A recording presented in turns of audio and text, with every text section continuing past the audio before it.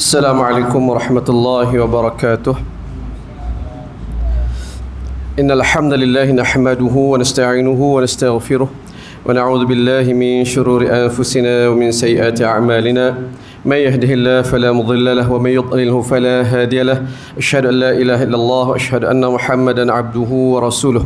اللهم صل وسلم على سيدنا وحبيبنا وشفيعنا ومولانا محمد وعلى آله وأزواجه وذرياته وأصحابه ومن تبعهم بإحسان إلى يوم الدين. أما بعد. Alhamdulillah.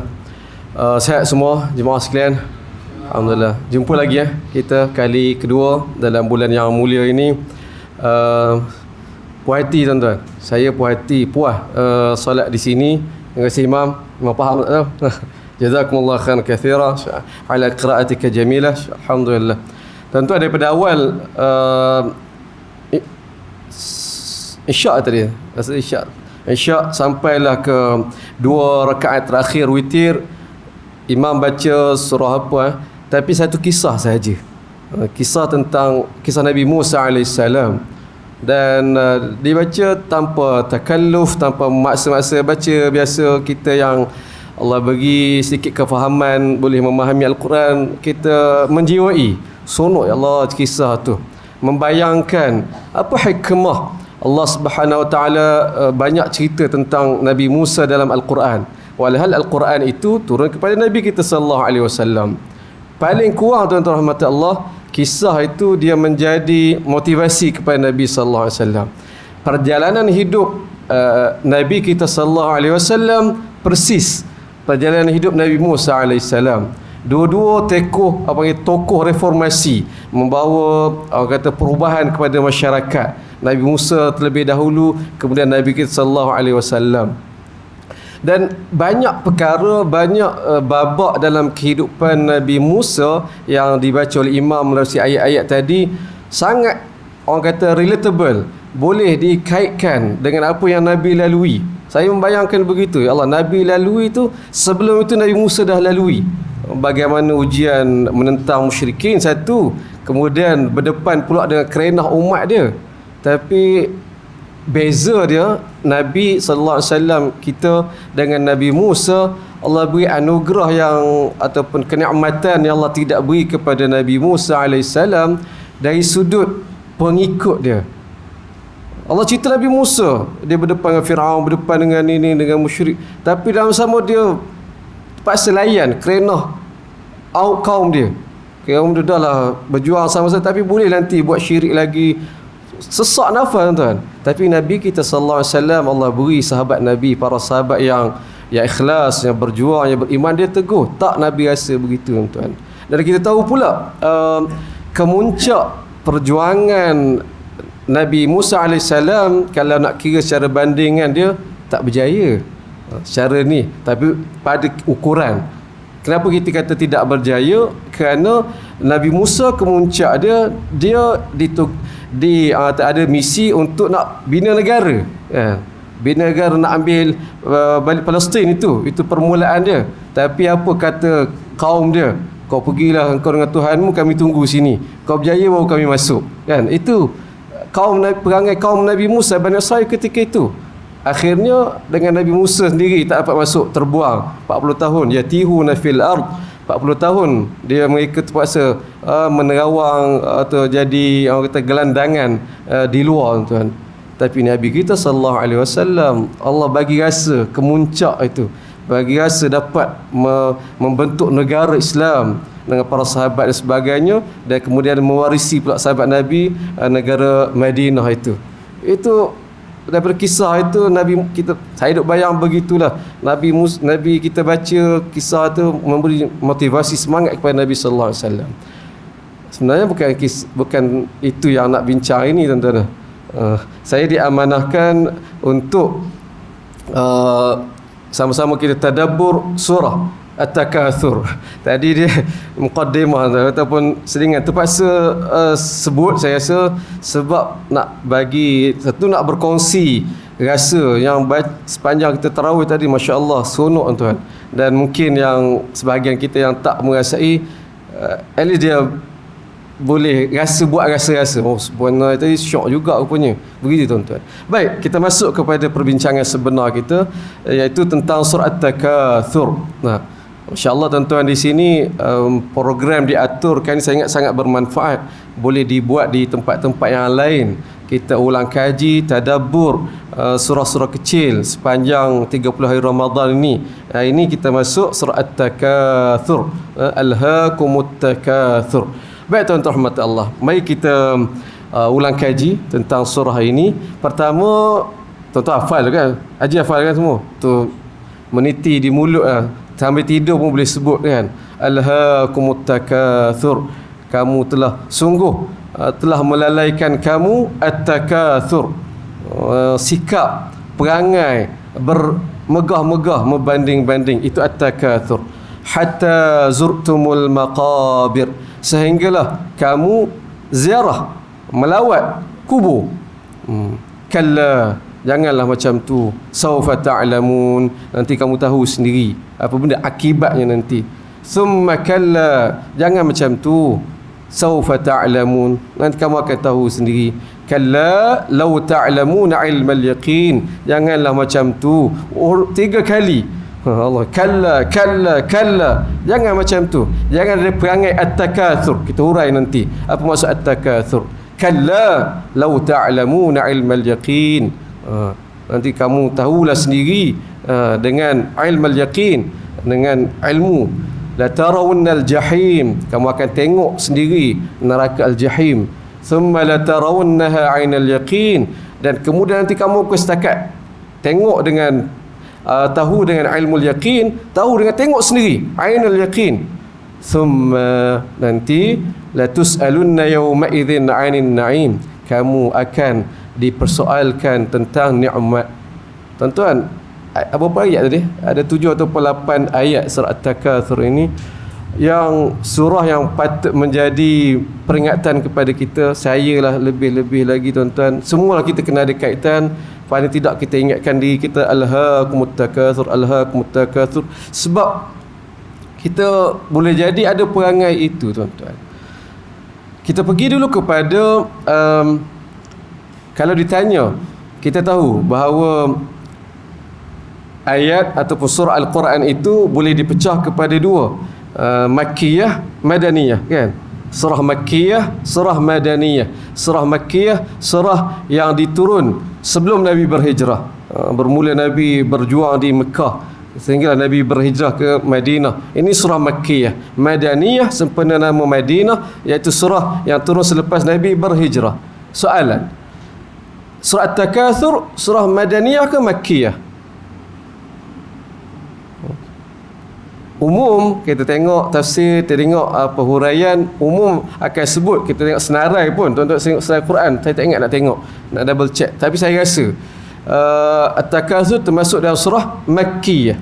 Surah Makkiyah, surah tu turun kepada Nabi Nabi duduk di Mekah atau sebelum Nabi berhijrah ke Madinah. Cuma ini antara surah yang ada khilaf, yang ulama berbeza pandangan. Betul ke surah Makkiyah? Betul, surah Makkiyah. Cuma kita pergi lebih mendalam, sebagai ulama mengatakan dia surah Madaniyah. Satu benda yang menarik, biasa surah kecil ni kita kata umumnya surah Makkiyah lah, tapi ada sebagai pendapat antara Imam Bukhari sendiri menyebut itu surah Madaniyah. Saya agak condong ke situ. Ala kulli hal, secara umum majoriti mengatakan surah Makkiyah. Kenapa? Kerana ada asbabun nuzul. Dia berbeza pada asbabun nuzul, sebab peristiwa yang menyebabkan Allah turunkan surah ini. Saya suka kepada riwayat yang kedua ini, riwayat yang menyebut ataupun merekodkan bahawa surah At-Takatsur turun di Madinah. Ini ada dalam beberapa riwayat, dan riwayat itu dari segi statusnya dhaif. Sama juga yang riwayat kata turun di Mekah juga dhaif, tapi dikira sebagai dalam perbincangan asbabun nuzul. Kisah dia, di Madinah ada 2 kabilah, Bani Harithah dengan Bani apa satu tu. Mereka duk orang kampung, sekumpulan mereka ni satu kumpulan puak-puak muda, puak-puak satu kabilah ni, dia duduk bersembang dengan kawan dia kabilah yang lain, sampai kata biasa tuan, dia bermegah-megah. Kami orang dalam kami ada YB, YB sekian-sekian, contoh begitulah. Mari kabilah, kami pun ada orang macam ni apa tokek besar ni. Waktu duduk banding macam tu, banding orang hidup tuan-tuan. Begitu, tafakhar, mereka watafakharu, mereka saling bermegah-megah, saling sebut kami ada orang sekian, orang hebat begini, yang di belah kami ni. Tak dapat sampai ke tahap sampai tak mereka duk bermegah-megah, tak settle ni, tak masing-masing tak mengalah ni, sampai jom kita pergi kubur. Kita pergi kubur, setujulah dua kumpulan ni pergi ke kubur, lalu tunjuk pula ni orang yang mati, ni tokoh kami dulu, dia dulu gini. Mereka bermegah-megah pula dengan tokoh yang telah mati. Tadi orang hidup, ni telah mati pula. Kawan tu pun tak mengalah, tengok ni kubur, ni tubuh tokoh kami dulu, dia begini duk megah-megah. Fa anzalallahu al-ayah, Nabi pun, Allah pun turunkan surah itu. Kisah itu menjadi latar kepada surah ini, dan dua ayat pertama itu merekod peristiwa itu, tapi dalam masa sama memberi makna yang luas lagi tuan-tuan. Allah sebut alhaakum at-takatsur. Alha, telah melalaikan, melekakan kamu at-takatsur, perangai nak banding-banding, bermegah-megah ini. Tadi asal kisah kawan dua kumpulan tadi, hatta zurtum, sehinggalah zurtum, kamu ziarah al-maqabir, perkuburan. Itu asal cerita dia, tapi dalam maksud sama lebih besar lah, sehingga kita mati. Perangai nak bermegah-megah manusia ini terbawa sampai mati. Itu maksud yang lebih besar tuan. Saya ingat kita berpada dengan dua ayat ini sahaja sebagai tadabbur. Mudah-mudahan itu pun cukup tuan-tuan. Pertama tuan rahmat Allah, ayat yang pertama Allah sebut alhaakum at-takatsur. Alha, lahun, melalaikan kamu, melekakan kamu. Allah sebut dalam banyak tempat dalam Al-Quran, innama wa'lamu annamal hayatud dunya lahwun wa la'ib. Allah sebut lahwun, perkara yang melalaikan. Alhaakum, telah melalaikan kamu at-takatsur. Yani kalau kita baca, tengok bagaimana ulama, pengkaji, setiap penggunaan perkataan dalam Al-Quran itu dia bukan saja-saja. Saya tengok sempat tadi, apabila terjemah ke bahasa kita, kadang kita tak ambil, kita terjemah makna yang umum lah. Tapi ini antara hikmah kenapa Al-Quran itu turun dalam bahasa Arab, kerana perkataan yang seerti, nampak macam seerti, tetapi ada maksud yang berlainan. Alha boleh maksud syaghala, alhaakum, telah melekakan kamu, ataupun syaghalakum, syaghalatkum, telah menyibukkan kamu. Orang persoal, kenapa Allah tak guna perkataan syaghala? Telah menyibukkan kamu, sikap at-takatsur, bermegah-megah ini. Maksud lebih kurang, tetapi jauh beza dia. Sibuk belum tentu leka. Ada orang hari ni tuan-tuan, saya sebut isteri saya lah, kredit kepada dia, saya jaga sebab bawa anak buka puasa dengan anak. Dia sibuk seharian ini buka puasa di sekolah dia. Seminggu ni pun duk tak tidur, duk urus dia jadi ketua program ni tuan-tuan. Sibuk tak? Tapi cara dia cerita dia ni mengeluh lah. Sibuk tapi tidak lara, tidak sampai leka tuan-tuan. Ada kita sibuk dengan sesuatu tapi tidak melekakan kita. Tapi yang Allah tegur ini sibuk sampai melekakan.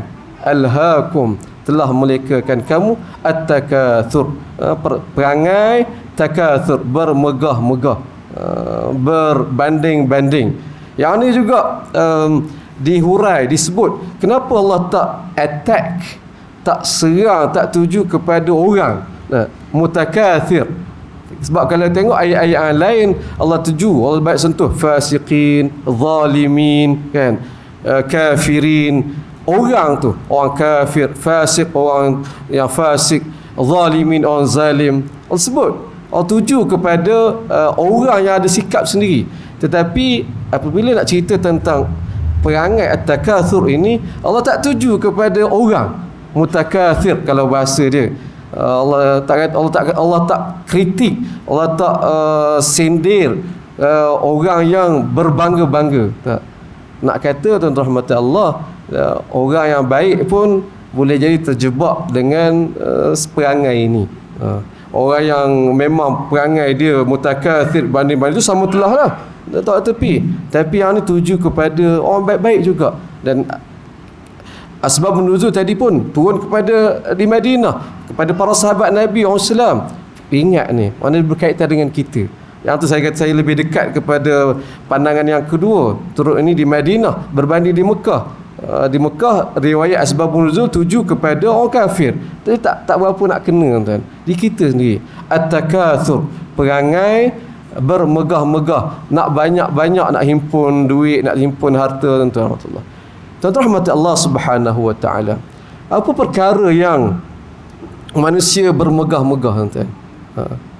Paling atas sekali harta lah. Yang ni kita ingat satu peristiwa Nabi sendiri. Ada dalam riwayat Muslim, siapa sahabat Nabi tu? Dia nak jumpa Nabi. Nabi tengah baca surah At-Takatsur. Alhaakumut takatsur hatta zurtumul maqabir. Nabi habis baca tu, Nabi pun sebut anak Adam berkata, mali, ni hartaku, ni hartaku, ni hartaku, kan? Itu perangai kita. Kita ada harta, kita duk kira lah harta kita, duk kira harta kita ni ada kat sini, ada tanah kat sana, dia ingat kat kampung pada tanah lagi, kita mengira, kan? Habis masa setengah jam, sejam tu duk kira harta, tuan. Itu yang melekakan kita. Nabi pun ingat, walhal hartamu. Saya nak baca terjemahan dia, nak baca hadis yang lebih tepat. Walhal hartamu, baik, hadis Muslim. Nabi kata, wahal laka ya ibn Adam min malika illa ma akalta fa afnaita. Wahal hartamu, wahai anak Adam, apa yang kamu makan, fa afnaita, habis macam tu. Au labista fa ablaita, atau pakaian yang kamu pakai sampai lusuh, sampai rosak.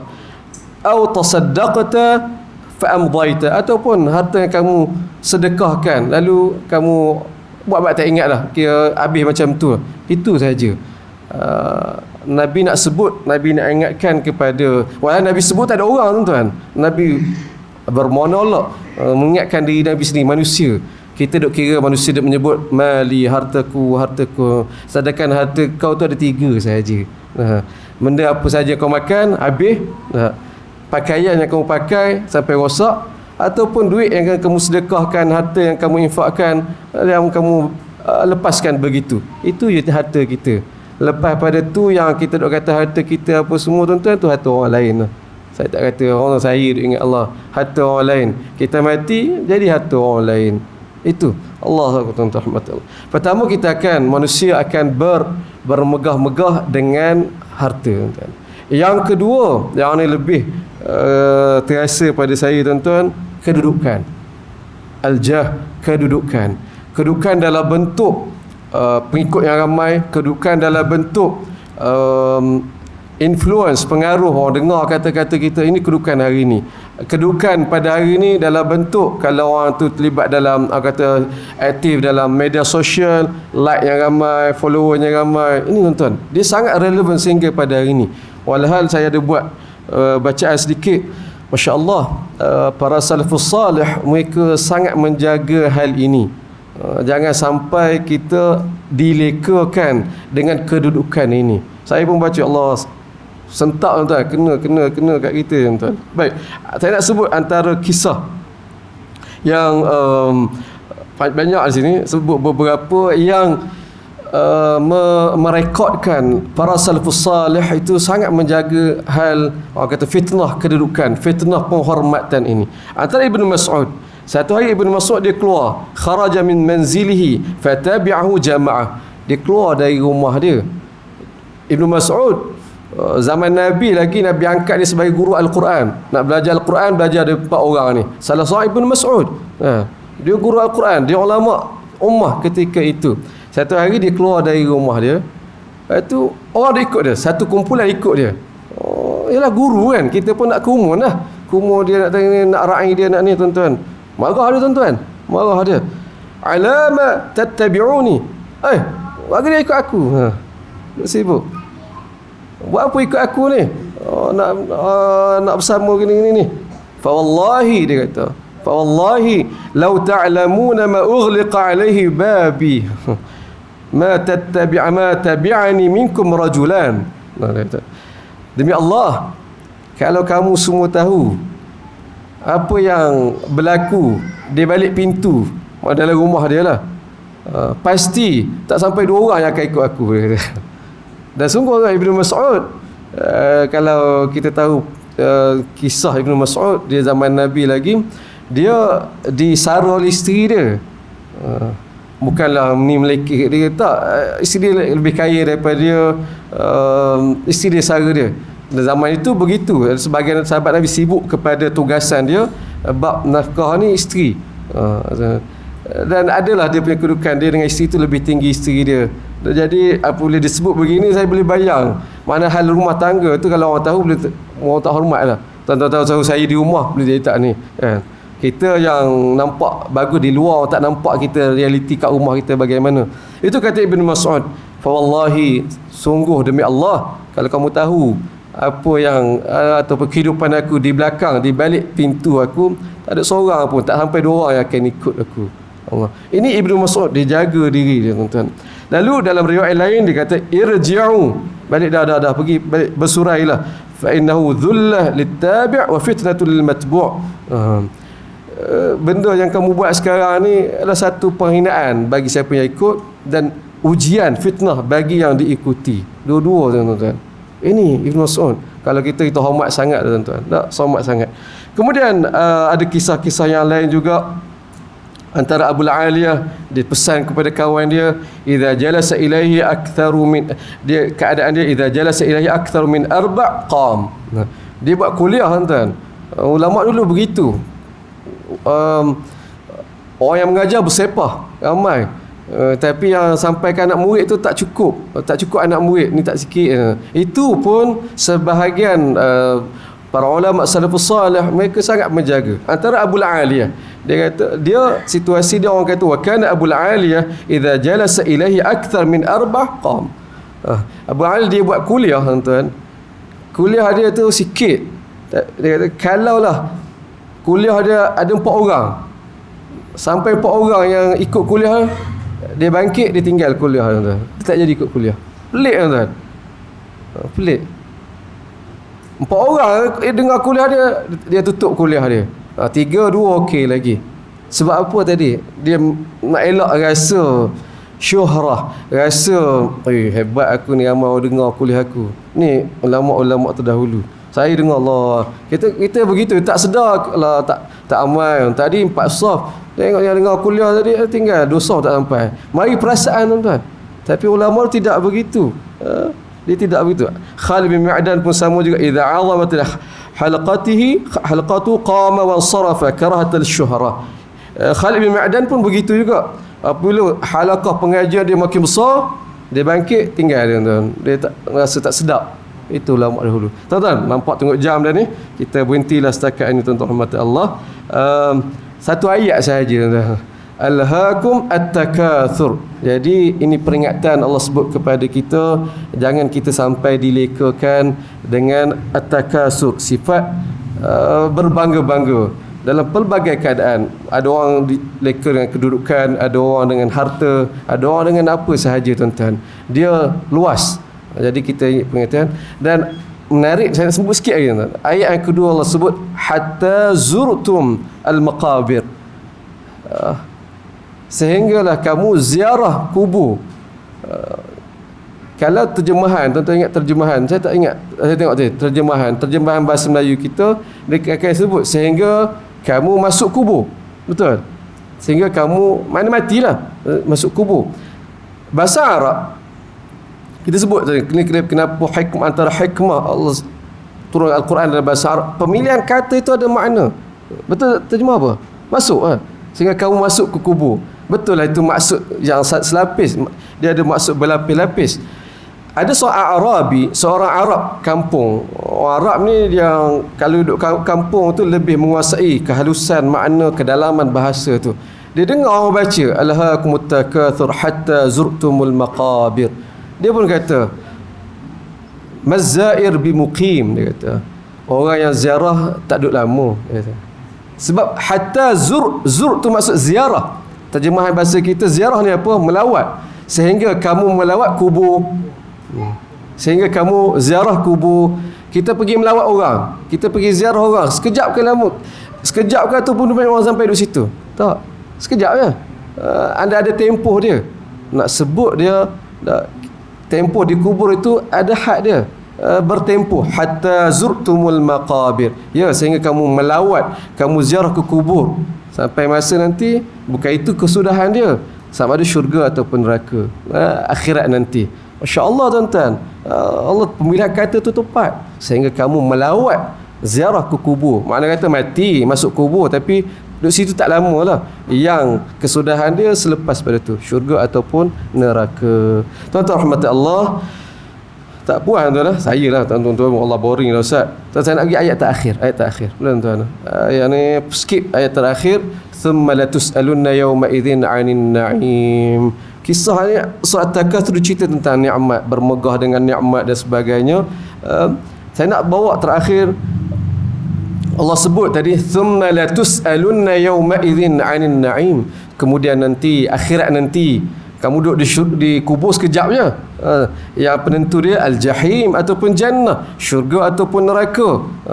Nak ke situ sebelum pada itu ada proses, iaitu dipersoalkan. Thumma, kemudian latus'alun, lepas pada masuk kubur, kemudian dibangkitkan, akan berlaku proses hisab. Kamu akan ditanya ainin na'im, tentang nikmat tuan-tuan. Saya nak sebut kisah ni sangat menarik. Dari Al-Bukhari, mudah cerita begini. Satu hari Nabi keluar, ada riwayat sebut malam. Kharaja Rasulullah sallallahu alaihi wasallam dzata yaumin aw lailah. Nabi keluar dari rumah waktu malam. Satu berita, Nabi keluar, Nabi jumpa dengan dua sahabat baik Nabi, Sayyidina Abu Bakar, Sayyidina Umar. Nabi tanya, faqal ma akhrajakuma min buyutikuma hadhihi as-sa'ah. Awak berdua ni bapa tu biar malam-malam ke ni? Pelik ni, waktu jarang keluar. Kenapa keluar malam-malam ni? Mereka pun al-ju' ya Rasulullah, lapar.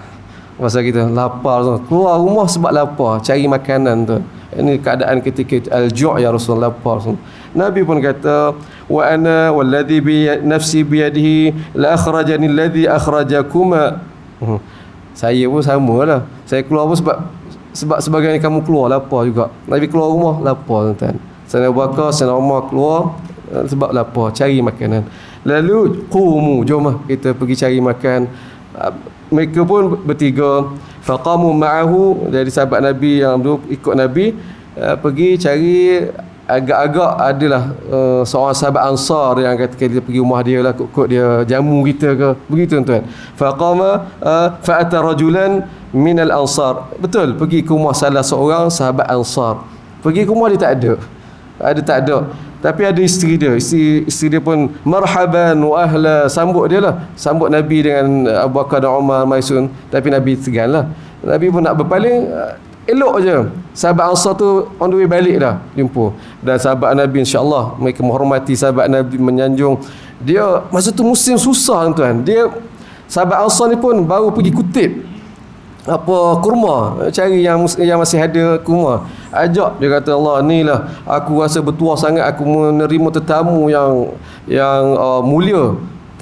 Bawa masuk Nabi tuan. Bawa masuk Nabi tu, pelawar Nabi, hidang kepada Nabi sallallahu alaihi wasallam, makanan ni sampaikan.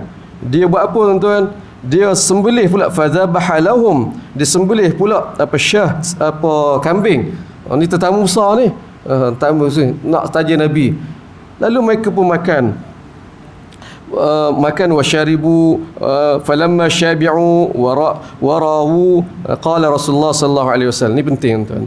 Lepas tu makna tadi berhasil lah keluar rumah lapar dan matlamat tercapai, kenyang tuan, kenyang, hilang dahaga. Nabi pun kata, ni penting untuk kita. Nabi pun kata wallazi nafsi biyadihi, demi Tuhan yang nyawaku di tangannya, la tus'alunna an hadzal na'im. Kaitan dengan Quran tadi, thumma la tus'alunna yawma idzin 'anil na'im. Nabi kata demi Allah yang nyawaku di tangannya, la tus'alunna an hadzal na'im yaumal qiyamah. Kita akan ditanya tentang nikmat ini pada hari kiamat. Nikmat makan tuan. Akhrajakum min buyutikum al-ju' thumma lam tarji'u hatta asabakum hadzal na'im.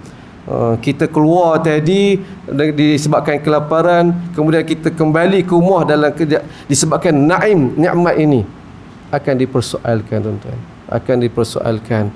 Itu nikmat yang patutlah. Itu bersoal, apatah lagi nikmat-nikmat yang lebih daripada sepatutnya. Dan rahmati Allah, kita tahu bahawa akhirat nanti kita akan dipersoal melalui proses yang soalnya panjang tuan-tuan. Kita tahu dari segi amalan pertama yang disoal salat kan.